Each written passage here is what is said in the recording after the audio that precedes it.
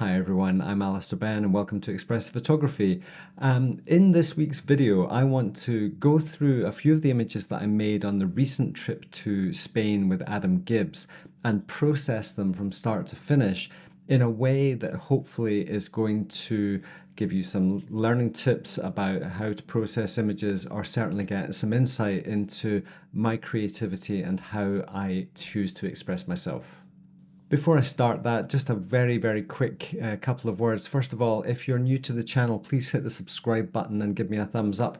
That's always going to be really appreciated. I hope that the content that we're going to deliver to you on a weekly basis is of great value to you. Secondly, some of these images were made in the north coast of Spain. I'm just back from two back-to-back workshops with Adam Gibbs, and we have just announced the new dates for January of 2024. If you would like to join myself and Adam Gibbs on the north coast of Spain for a 10-day adventure right across that entire incredible landscape, seascape, then click on the link below in the description of the video and check out the availability. Now, back to today's content. One of the things that I really wanted to mention before we start processing is I make my best photographs, or the photographs I like the most, when I'm really engaged with what it is I'm pointing my camera at. Most of these things come to me very spontaneously. I'm not really looking for compositions. I'm not really looking for anything in particular. I'm open to whatever it is that just catches my eye. This is a process I've been using since about 2017, when I first went off into the Gobi Desert and completely changed my relationship with the landscape and all the benefits that's had for my creativity in the last 7 years, or 5 years, 6 years, some years. So what I want to do today is look at just 3 separate photographs, all of which are the result of me just thinking that is a really cool thing in the landscape. Wherever water and sand meet, there's going to be some interest. It's as simple as that. We'd had a period of incredibly heavy rain, and what had happened was that tons of water had been washing down over the beach, and it was just leaving these beautiful patchwork of floodplains and drainage lines and curves and textures. And I just loved the way that the red rocks there are kind of juxtaposed with that you've got this really strong geometric form here on the top left hand side there, but then the way the luminosity of the pools kind of creeps around the back there. Now, as I look at this photograph, it's almost as if it doesn't need any processing at all. Not necessarily to my mind, but we will persist. So how do we process? How do we start to process? I think in this particular photograph, we're seeing a pretty well exposed raw file. It's not totally pushed up to the left, to the right hand side, sorry, but I can still see a lot of detail in those rocks up in the top left hand side. I think one of the key things to understand is the difference between a global adjustment and a local adjustment. And anything that we do globally in the basic panel there is going to affect everything. So if there's something in the frame that catches your eye as saying, well, that's not quite right, or maybe I want to see what that's going to do, if we make a global adjustment, so let's say I want to open up the rocks a bit on the top left-hand side there to see more of the details that are in there, that has affected the contrast in the rest of the frame. So if I undo that adjustment, you'll see that the shadows under here and the dark contrast in the drainage lines here, they are also being affected by that global adjustment. So I don't want to be in a situation where I have to do an adjustment to fix or improve one area of the frame and then have to make another adjustment with a brush or a local adjustment to fix something that I've already done. So in this particular image, I might want to lift the shadows a small amount because I think that's good overall, but any further enhancements of the rocks up in the top left there, I would do with a local adjustment. I'm going to quickly grab the camera calibration slider here and give it a wee tweak, because that is going to really help to bring the richness out of these rocks up in the top left-hand side. If you don't know what the camera calibration slider is doing, it's basically taking the blue component of the RGB color space and saturating that. So it's not just targeting blue colors or blue wavelengths of light, it's actually targeting that whole part of the color space itself. So these warm tones, which contain a lot of blue light, are getting more saturated. You can overdo this quite a lot and it can start to make some quirky things. If I feel that the image is getting too blue in parts, I can actually just dial that blueness back. And you can see along this rim in particular, there was some blueness that was starting to get, you can see if I crank up the saturation, that blueness to my mind is getting too much. So in terms of the basic adjustment there, I wanted to open up the shadows a little bit so I can see more of the rocks there. This is cropped to square in camera. Nikon D850s throw away the pixels. So when I commit to a square, that is what I have. So I do a lot of this in the field just because I like to see on the back of the camera the bit of the scene that was the bit that I wanted to photograph. I don't want all that beach on the right hand side. I don't want all those rocks on the left hand side.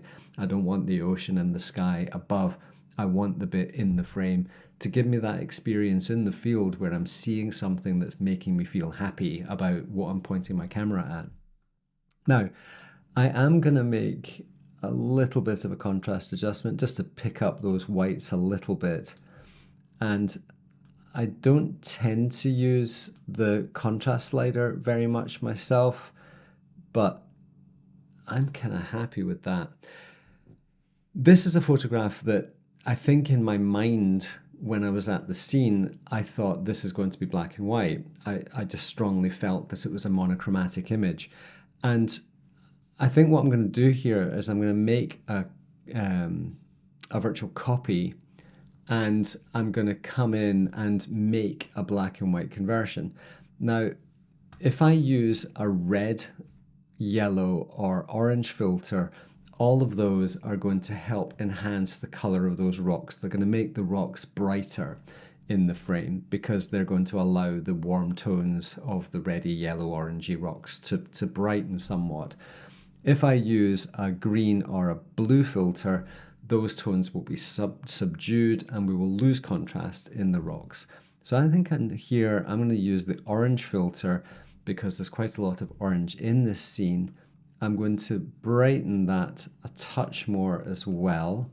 And then I'm going to use the BW mix and grab that orange slider and just see how much contrast I can, you can go high contrast. I don't want to attract too much attention up to that top left-hand side because I still believe the meat and veg of this, that's an old Glasgow expression, the meat of this image is still the patterns in the sand. If I don't want to make the top rocks too bright, but I can certainly brighten them somewhat and add a little bit of yellow to there as well. I don't think there's a lot of red in that, so it's mainly orange and yellow. This little spot of luminosity that's just popped up there is starting to catch my eye. So I'm just going to quickly come in, and normally I would do all of my cloning in Photoshop. I don't tend to do a lot of cloning in Lightroom, but just for the sake of these videos, I don't want to just take the photo into Photoshop to do a little bit of cloning. So if I were to turn the lights out now, I personally think this is a very beautiful black and white photograph. There is a lot of contrast, not just tonally, but texturally. We've got the shape and lines and flow of these flooded erosion lines. There's a good recession of luminosity as it tucks away around this corner. And I think the structure of the rocks creates quite a nice transition between one thing and another thing. I think wherever you have rocks, water, and sand, you are in a playground, and that's certainly how it felt to me at the time. If we skip back to the color version now, the first thing that will be immediately evident to you is the impact of the warm tones. Here in the black and white, we're talking about structure, form, texture, patterns, etc. As soon as we turn on the color version, we get this silvery feel of the sand, which I really like. I also like that warm to cool transition, which I think you'll find is lost in the black and white version. The debate about whether black and white is better than colour or colour is better than black and white given any particular scene, I consider to be completely pointless. They are different. It's like comparing a banana with a chicken madras. They are not the same thing. They are not designed to make you feel the same way in any shape or form. Trying to have a preference of one over the other is really truly pointless. In this particular case, I think I'm going to fall on the side of the color just because it's resonating with me right now. If I was going to build a little folio, I might consider the black and white version in with other black and white photographs. But for now, I'm going to stick with the color version. As you can see, very little processing, very little processing done to this photograph because we can do too much. Everything was already pretty much how I wanted it to be. The next photograph here is another one that's a product of just thinking that is cool. I just love sand. I love eroded sand. As I said, a lot of water had flooded down over the beach here with some force, and it's created all this turbulence.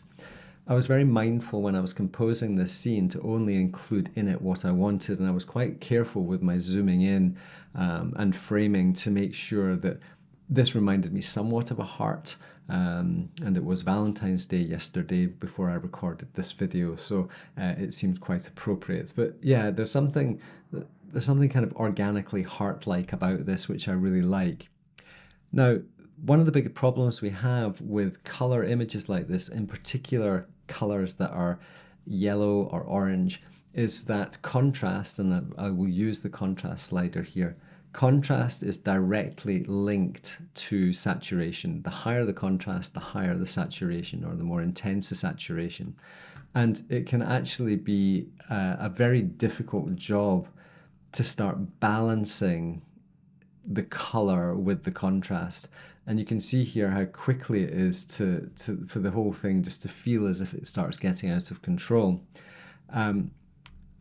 If we use the Alt key, we can hit the reset tone button. That's a lovely little shortcut that I've always used, is changing the word tone to reset tone. Now, I think with photographs like this, a delicate touch is very, very important. I don't think necessarily the color is that important in this photograph. I think the structure is more important. So what I'm actually going to do here, and a lot of these choices are spontaneous. I haven't practiced with these images before I started recording. Creativity for me should be spontaneous. It should be fun. It should be adventuresome. It should be exciting. So when I'm playing with photographs, I am playing. I am a 56-year-old man who enjoys mucking about. So I'm actually going to darken the blacks a little, and let's have a look at the highlights.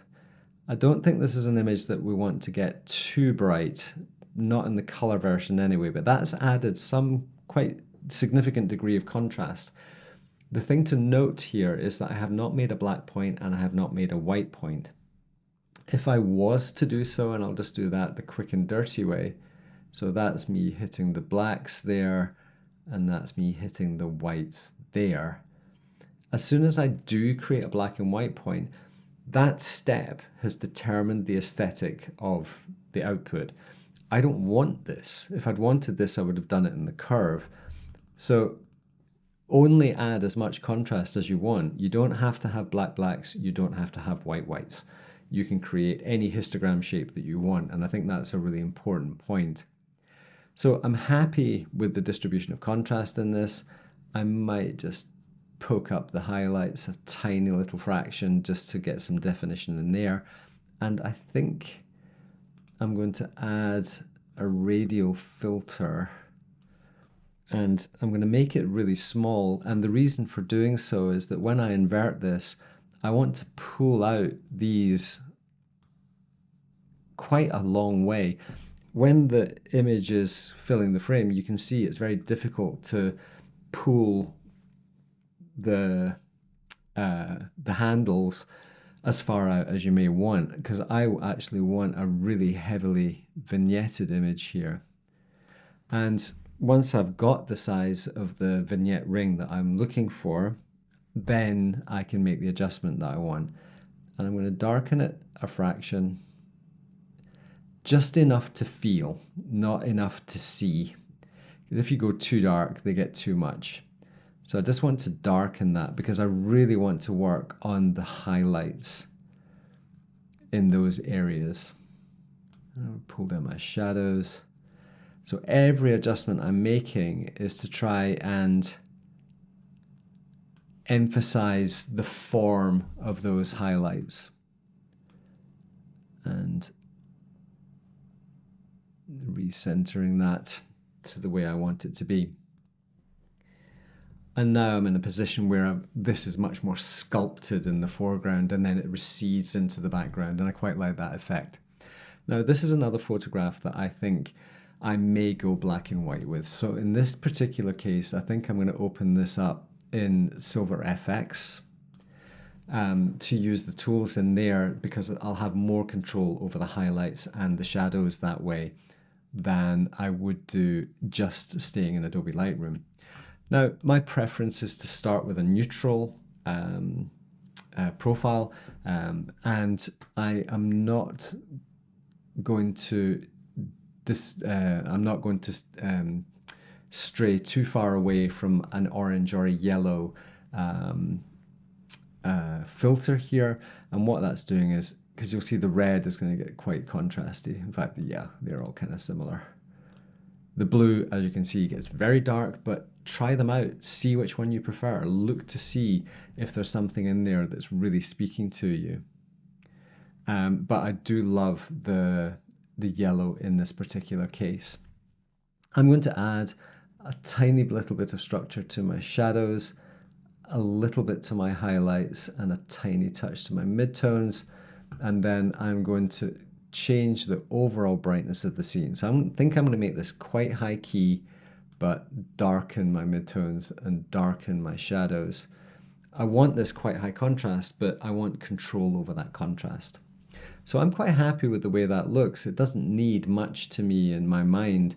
I'm happy with the distribution of the tones. I'm seeing that we've got no zone 0, so the blacks aren't super black. And likewise, we have some zone 9, but no zone 10. So we've got no extremes, so we don't have a black or a white point. Some of the presets here look kind of interesting. The high contrast ones, the super overexposed ones, the super underexposed ones. There's no problem exploring filters to get a feel. We don't always step into photo processing with a clear vision of where we want to go. And quite often, just having a quick scroll through some presets may well spark off your imagination. So I wouldn't throw them out by any means. I tend not to do too much of that these days. However, I strongly advise you explore all creative possibilities to see if there is anything in there that you may like. So I'm just going to take that one back into Adobe Lightroom, and now we have 1 and 2. So that was the black and white version of that one. This is the color version. So if we compare the two black and white photos here, you can see we have two photos that tend to feel like they want to go together. The theme of the photos is the same.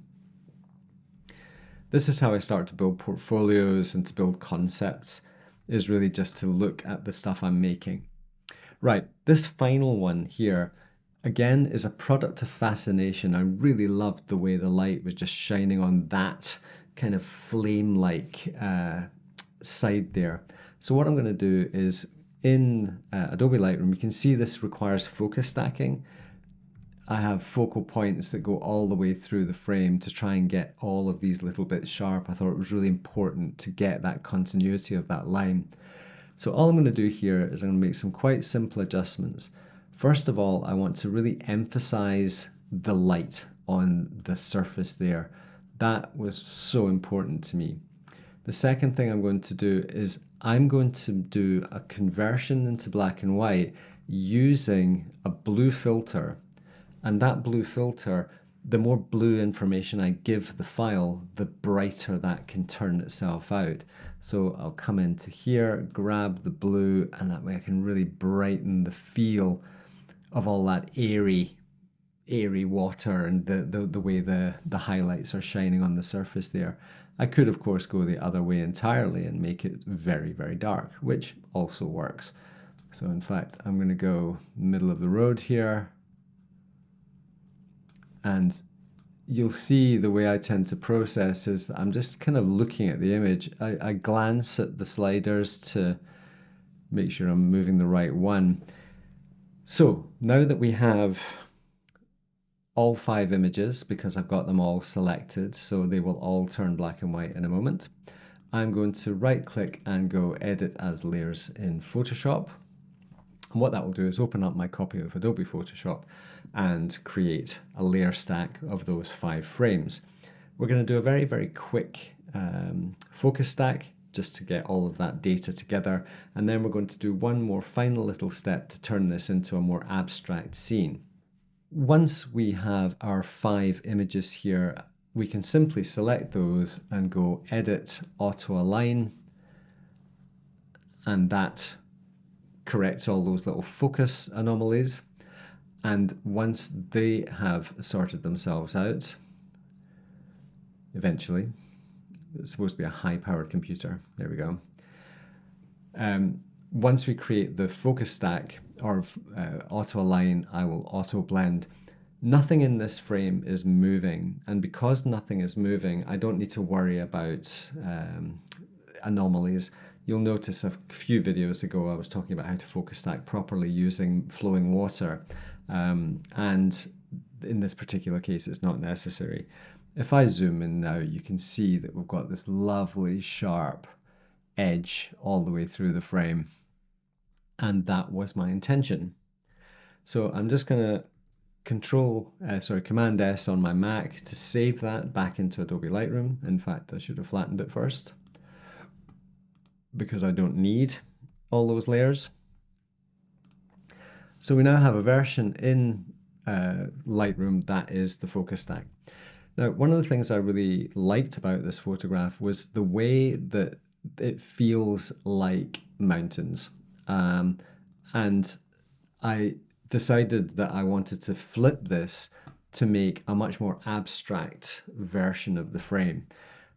And you can see as soon as we do that, we're in this position where we can start abstracting things pretty well. Now, I really like this, and whether anybody else does or not isn't that important to me. But for me, I just really loved the way it just feels as if we've got this kind of flaming, almost Patagonian style peak rising up out of the Rockies there. So that, to my mind, is something that's kind of quite quirky and a little bit attractive. I like it particularly. I love this kind of saw-like edge and then the more sort of flame-like aspect to the top of the frame. So these are the final 3 images. I've gone with the 3 black and white ones just so we're sticking with the same theme, really. 3 black and white photographs. They're all a celebration of my engagement with sand and rocks and water. They were taken on different days, but I think these are just core things that really resonate with me so much. There are similarities with them. There is some nice geometry in those things. There's a lot of luminosity. The flipping of the last image, 90 degrees, I think has abstracted it a lot, and it becomes a little bit less ordinary. There's a danger when we photograph these things that we might lack the confidence to show them purely because it's like, well, it's just sand and water. It's not a very exciting thing. But I think it should be really celebrated that we can just produce images for the love of it. And that's certainly what I try to do, even though it's my job. Thank you very much for watching. I hope you've picked up a couple of tips in this video, and it's going to inspire you the next time you go to the coast, or indeed in any environment where you might feel that you want to engage with something that you just love. Please click on the link below if you want to join Adam and myself in the north coast of Spain. Rocks. Pretty rocks. I like rocks. I like rocks too. We like rocks. I've also announced a new workshop for the autumn in Scotland, so if you want to join me in the Outer Hebrides and the Cairngorm National Park in November of this year, then please check out the workshop page as well. For now, until next week, thank you very much for watching, and that's it for today. Bye for now.